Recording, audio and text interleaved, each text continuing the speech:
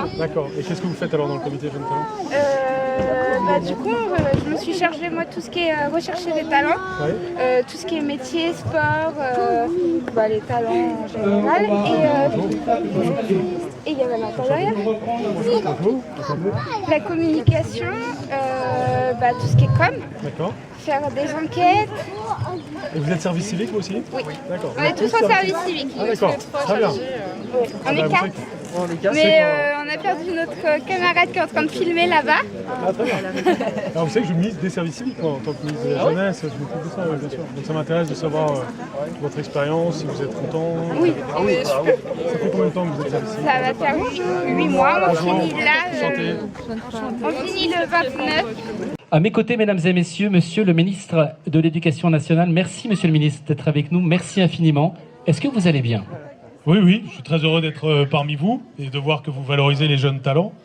Et comme j'ai aussi la compétence de la jeunesse, non seulement l'éducation mais la jeunesse, j'ai le service civique en responsabilité.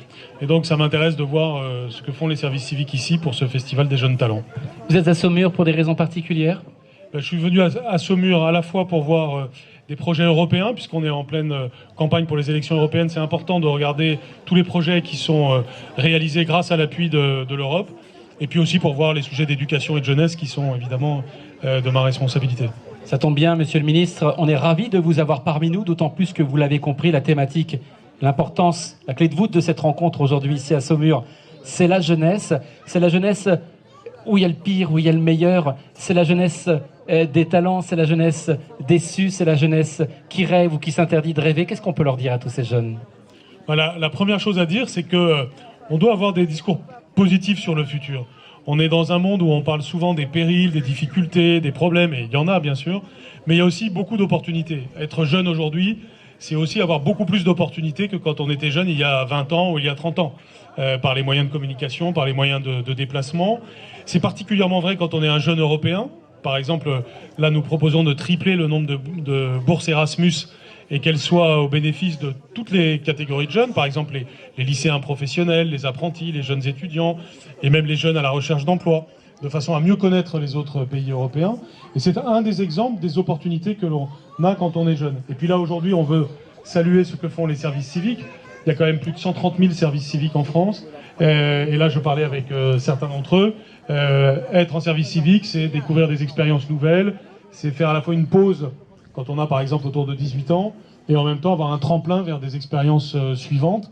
Et ça, c'est évidemment, ça fait partie de ces possibilités qui existent quand on est jeune aujourd'hui. Donc je crois qu'on doit être dans un cercle vertueux de l'optimisme, et il y a aujourd'hui beaucoup de choses à dire de positif sur ce que l'on peut faire quand on est jeune, même si on se pose forcément toujours plein de questions sur les études que l'on va faire, le travail que l'on va faire.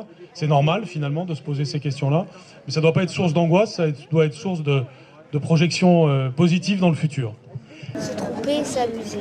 C'est pas mal ça.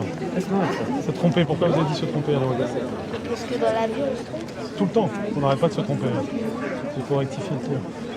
C'est ça? Et vous avez débattu de ça alors, du droit de faire des erreurs, de corriger ses erreurs, tout ça. C'est ça? T'es en quelle classe? C'est un peu. D'accord. Ça se passe bien? Dans un mois, tu vas avoir des fables de La Fontaine qui seront distribuées, parce que tous les CM2 de France vont avoir un livre des fables de La Fontaine au Facebook. Je pense à un mois quand on